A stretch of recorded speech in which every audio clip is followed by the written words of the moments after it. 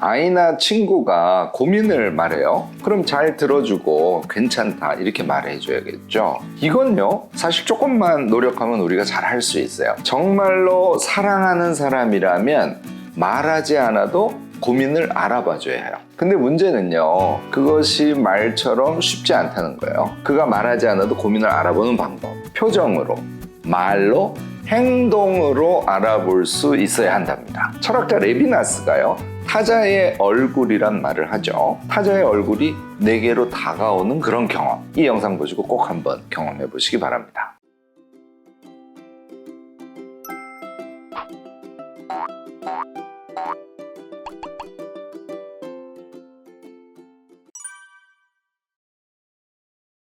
안녕하세요. 무엇이든 세 가지로 가르쳐드리는 명지대 교수 김익환입니다. 고민 상담한다고 말만 막 번드르하게 하는 그런 사람들 있잖아요. 여러분들 호감 가세요.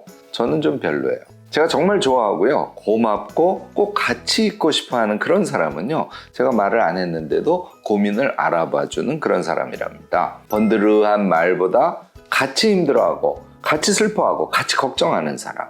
이런 사람이 진짜 친구, 그리고 애인, 형제, 부모 아닐까 저는 싶습니다. 이런 사람이 되려면요 말을 안 해도 알아봐야 돼요. 고민 말하는 사람 이야기 들어주고 하는 거는 생각보다 쉽지 않아요? 근데 고민이 있을 때 여러분 그거 말하세요? 그거 말하게 됩니까? 말하기도 싫죠. 그럴 때 그런 내 상태를 알아봐주는 사람, 그런 사람이 정말 고마운 사람이지 않을까 싶습니다. 자, 이제 고민을 말하지 않아도 알아보는 방법 세 가지에 대해서 이야기를 나눠보겠습니다. 첫 번째, 표정으로 알아보기예요. 사람 표정 여러분들 잘 생각해 보세요. 평상시에 잘 봅니까? 자기 일에 골똘하기도 하고 자기 생각에 빠져서요 사실은 상대의 표정이나 얼굴을 자세히 바라보는 일이 많지 않을 수 있어요. 여러분들 그거 꼭 한번 스스로 자신이 어떻게 생활해 왔는지를 생각해 보실 필요 있다고 생각합니다. 레비나스라는 철학자가 타자의 얼굴이라는 용어를 써요. 강영한 교수라고 있어요. 강영한 교수가 타인의 얼굴, 이거 문학과 지성사에서 나온 책인데요.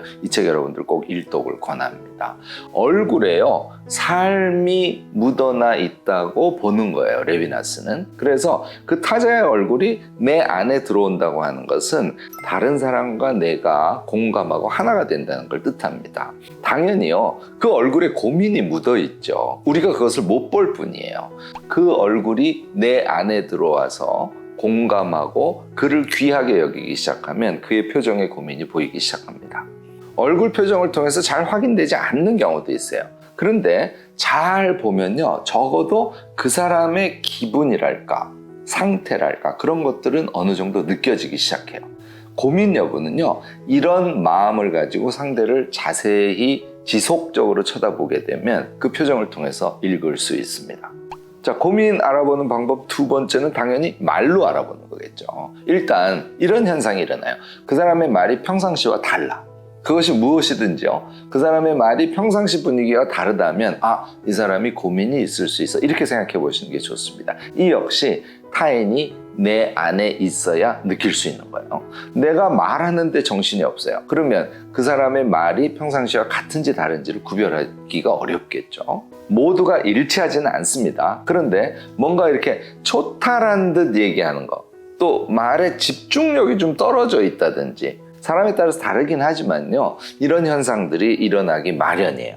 평상시에 말의 태도나 내용이 다르다든지 제가 지금 말씀드린 이런 특징들이 나타나든지 하면 이 사람이 지금 고민이 좀 있구나 이렇게 여러분들이 생각하셔도 큰 문제가 없으리라고 생각합니다. 자, 세 번째가 행동으로 알아보는 것이에요. 일단요 고민이 있는 사람은 평상시보다 좀 느린 행동이 자주 일어난다는 거예요. 그 다음에 제일 대표적인 거 한숨을 푹푹 쉬죠. 그 다음에 먼 산을 가끔씩 바라본다든지 이야기 중에 딴 생각을 한다든지 이런 현상들이 일어납니다. 자, 이제 이 세 가지를 모두 잘 관찰한다고 생각해 보세요. 그가 말을 하지 않아도 고민이 있는지 충분히 파악 가능하지 않겠어요? 사실요 저희가 타인에 대해서 많이 신경 쓰고 제가 말씀드린 이런 관찰을 한다면요 그 사람이 고민이 있는지 없는지는 아주 정확하게 사실은 파악 가능합니다. 우리가 그런 경험을 하고 있지 않다는 거예요. 그만큼 자기중심적으로 살고 타인을 바라보지 않고 있다, 이렇게 얘기할 수 있죠. 고민을 알아봐 주는 거 있죠. 그거는 관계의 출발입니다. 아도르노라는 철학자가 있어요. 사회적으로 가장 고통받은 자와 함께하는 것을 삶의 가장 큰 가치로 본 사람이죠. 레비나스 마찬가지입니다. 고민에 빠진 사람과의 관계야말로 인간관계에 있어서 가장 깊은 곳이라고 생각하시면 돼요. 고민을 알아봐주고 고민에 공감해주고 그 고민을 함께 나누는 관계, 이것이 곧 감사함, 공감과 환대의 관계의 핵심 아닐까 싶습니다. 자, 고민을 이제 발견을 했어요. 어떻게 하는 게 좋을까요? 뭐 고민이 있어? 응, 좀 있어. 고민이란 말이야. 어쩌고 저쩌고 훈계하고 가르치고 이런 사람들 있잖아요. 이런 거 금물입니다. 제발 그런 거 좀 하지 맙시다. 묻는 것도요, 고민 있어? 이렇게 물어서 그 사람의 고민을 파악하는 것은 답이 아니에요. 그 사람의 고민이 내가 느껴졌을 때 우리가 어떻게 대응하는 것이 좋은지에 대해서도 제가 3가지로 말씀을 드릴게요. 일단 공간, 분위기 이런 걸 먼저 만드셔야 돼요. 우리 맛있는 차 한 잔 마시면서 음악 좀 같이 들어보면 어떨까? 이렇게 해서 분위기를 일단 만드셔야 돼요. 정말 조심스럽게, 정말 부드럽게 미끄러져 들어가듯 그렇게 상대를 대하는 것이, 그것이 환대의 태도예요. 자, 2번째는 이렇게 하는 거예요. 이제 분위기를 만들었잖아요. 그 다음에 말을 하는 거죠. 요새 좀 힘들어 보여. 뭐 안 풀리는 일 있어? 또는 너나 나나 요즘 참 꼴꼴하다. 뭐 여러 가지 표현 방법이 있을 수 있어요. 그러니까 고민이 너 있니? 라고 이야기하는 것을 좀 완화해서 표현하려고 애를 써줘야 돼요. 그렇게 한 다음에 그가 고민을 말하기를 기다려야 됩니다. 이게 중요한 2번째 요령이에요. 3번째는요. 조언을 하지 마세요. 그게 제일 중요해요. 조언은 금지입니다. 그냥 고민을 들어주는 거예요. 물론 추임새를 해줘야겠죠. 아, 정말 힘들었겠다. 아이고, 너무 속상하겠네. 아유, 나도 화가 막 나네. 내가 답답해. 뭐 이런 추임새들이요. 자, 그런 대화 속에서 그가 고민을 다 말해요. 그러고 나면 기분이 좀 풀립니다. 그때 가서 서로 그 고민의 문제를 어떻게 풀어가면 될지에 대해서 조금씩 이야기를 나눠가는 것이에요. 이것이 공감과 환대의 대화법입니다. 오늘 제가 간단하게 고민을 알아보는 방법, 고민을 알아본 다음에 그와 어떻게 대화를 나누는지에 대해서 요령을 말씀을 드렸는데요. 이런 요령을 우리 항상 생각하면서 고민을 함께 나누고 공감하고 걱정하고 또 괜찮다고 말해주는 그런 관계를 여러 사람과 맺어갔으면 합니다. 이 따뜻한 인간관계가요, 우리의 삶의 중심이 되기를 저는 정말 바랍니다. 그런 관계가 중심이 되는 세상이야말로 우리가 따뜻하고 조금이나마 행복감을 느끼면서 살아갈 수 있는 그런 세상 아닐까요? 세상이 너무 힘들어요. 너무 각박합니다.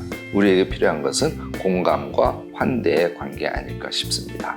오늘 이야기는 여기까지 하도록 하겠습니다. 고민 상담에 관해서요, 여러 가지 의견들이 있으실 것 같아요. 또 에피소드도 있으실 거고요. 댓글 많이 남겨주시기 바랍니다. 저는 이런 소통이요, 고민을 풀어가는 하나의 단초를 제공할 수도 있다고 생각을 합니다. 이 영상이 유익했다면 좋아요, 구독, 알림 설정까지 꼭 부탁드리겠습니다.